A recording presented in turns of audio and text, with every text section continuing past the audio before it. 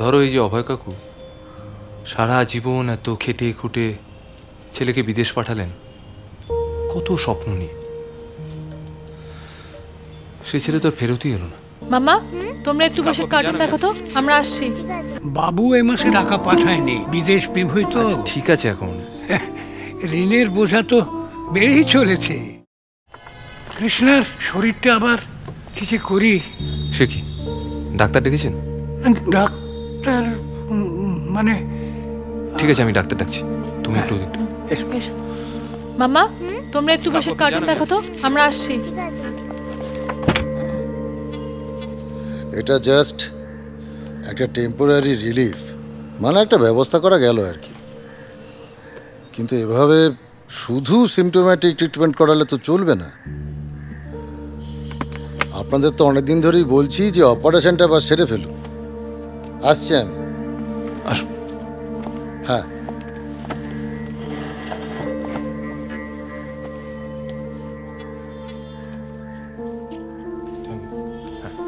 আচ্ছা, দরকার পড়লে কিন্তু আবার ফোন করুন। হ্যাঁ হ্যাঁ। আর কতবার থ্যাংক ইউ বলবো জানি না। ঠিক আছে তো, আসলে কি জানো, বাবু এ মাসে টাকা পাঠায়নি, বিদেশ বিভূত তো। ঠিক আছে, এখন ঋণের বোঝা তো বেড়েই চলেছে। আচ্ছা, দিয়া যখন হলো মানে রুমির ডেলিভারির সময়, তখন আপনি আর কাকিমা না থাকলে আমাদের কি অবস্থা হতো? সারা জীবন চেষ্টা করলেও ওই ঋণটা শোধ হবে কি? কি গো, আজ অফিস যাবে না?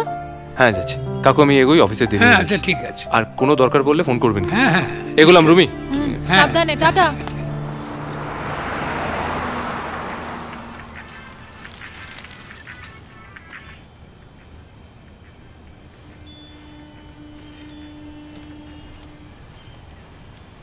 কি হলো, ঘুম আসছে না? আবার অ্যাসিড হলো? ভাবছিলাম কি? ধরো এই যে অভয় কাকু সারা জীবন এত খেটে খুঁটে ছেলেকে বিদেশ পাঠালেন কত স্বপ্ন নিয়ে, সেই ছেলে তো আর ফেরতই এলো না। মাসের টাকাটাও ঠিক সময়।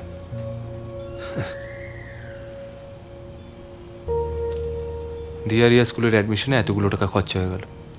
প্রতিদিন সংসারে খরচা বাড়ছে।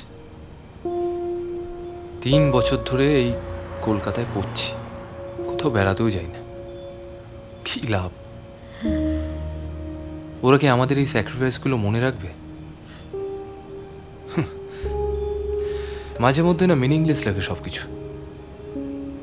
সংসারের মানেটাই খুঁজে পাই না।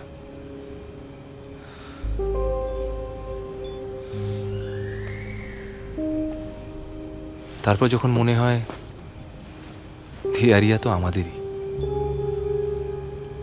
ওদের জন্য এইটুকু করবো না? সত্যি অনেকদিন কোথাও যাওয়াই হয়নি।